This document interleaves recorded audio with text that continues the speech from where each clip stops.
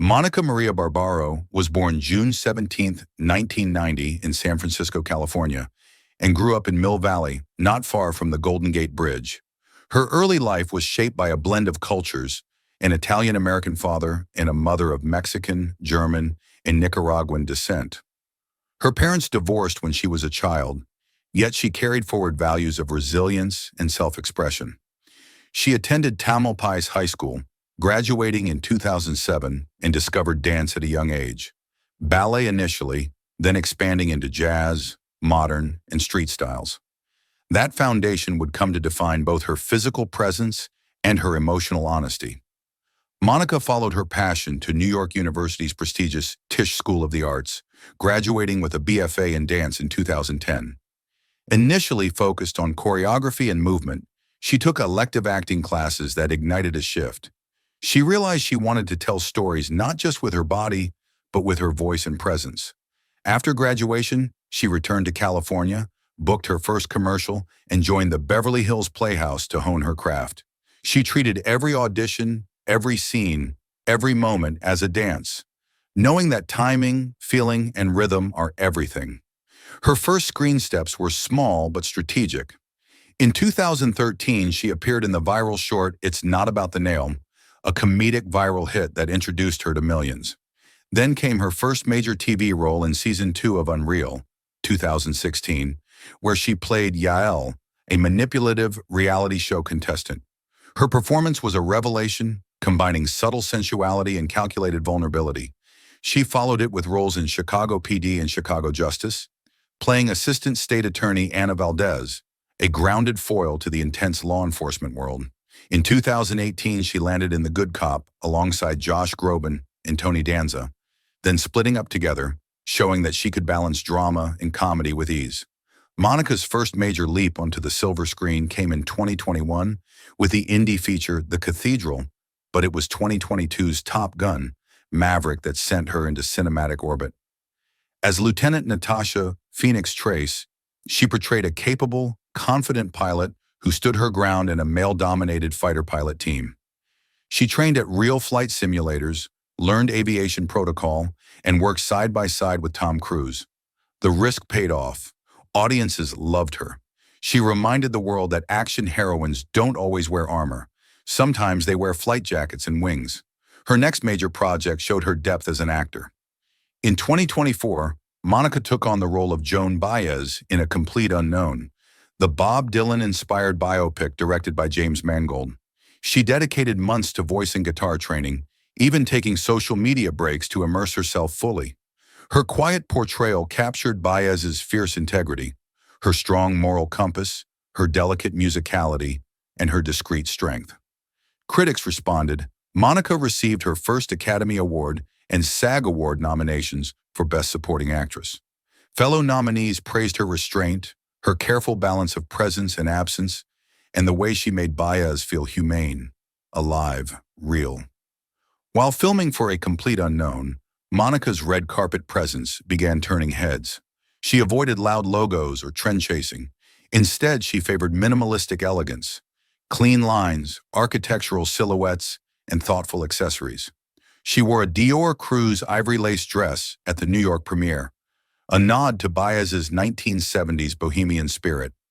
At London's photo call, she stunned in a Celine-embroidered mini dress, capturing modern minimalism with vintage warmth. At Berlin's premiere, she appeared in hooded Schiaparelli couture, bold yet composed, extraterrestrial yet grounded. At the Golden Globes, she honored Dior with a bustier gown stitched over 1,100 hours. At the BAFTAs, she chose an Armani Privé crystal-embroidered column gown. And at the Oscars, she showed poise in a pink Dior ball gown. Embracing every moment, she later whispered, "These looks weren't about spectacle.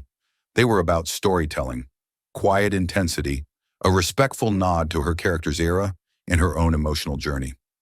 Beyond fashion and film, Monica's life has been quietly remarkable. She admires nature, hikes, and travels. She's been spotted wandering Japan and New Zealand during downtime. She's passionate about sustainability, speaking out against single-use plastics and mindful consumption. She's disciplined, training in dance, practicing mindfulness, managing anxiety. She has a golden retriever named Augustus. She also keeps her romance private, though in early 2025, rumors began swirling about a relationship with Andrew Garfield. In July, the pair were spotted at Wimbledon in coordinated white outfits, holding hands and sharing a kiss courtside. Modest, understated, but enough to confirm the quietly deep nature of their bond. In 2023, Monica added comedy to her repertoire, starring opposite Arnold Schwarzenegger in FUBAR on Netflix. She played Emma Brunner, a spy thrust into mayhem, an unlikely mixture of charm, physicality, and comedic timing that revealed her adaptability.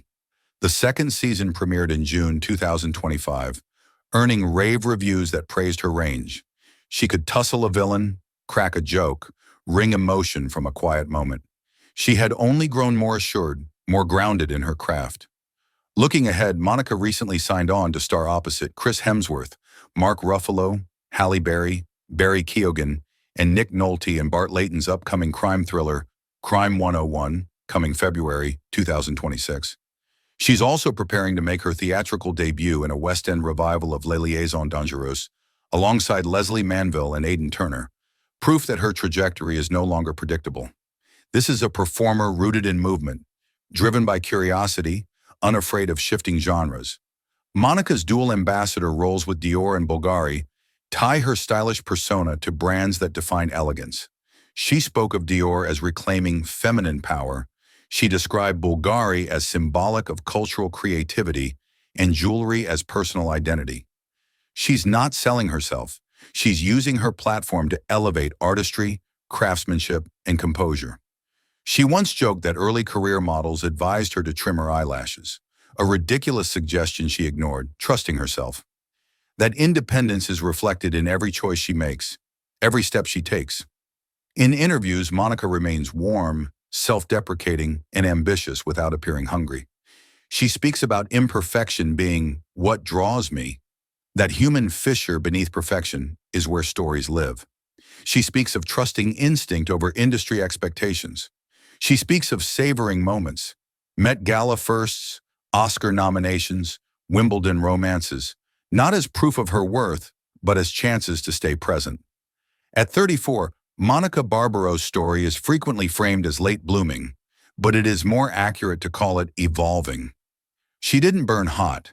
She simmered, built, deepened. She didn't chase visibility. She walked toward it when it felt authentic. She learned ballet before blockbusters, silence before fame, stillness before spectacle. And now she stands at a crossroads: film, theater, activism, romance, all options pressed with integrity. There will be fashion spreads, Hollywood headlines, career arcs. But the essence is this: Monica is an actor rooted in movement, an artist of style and depth, someone who trusts craft over cachet, complexity over comfort. She sings, she pilots, she fights, she dances, she loves, but always leaves room for recreation. Where others might stumble under focus or fade under fame, Monica Barbaro thrives, quietly, confidently, and entirely herself. And as her journey moves forward, on stage in London, in Cannes, in screenwriters' pages, not once will she lose that grounding. Not because she's pretending, but because she has practiced being calm and crescendo, poised amidst possibility, and ready for what comes next.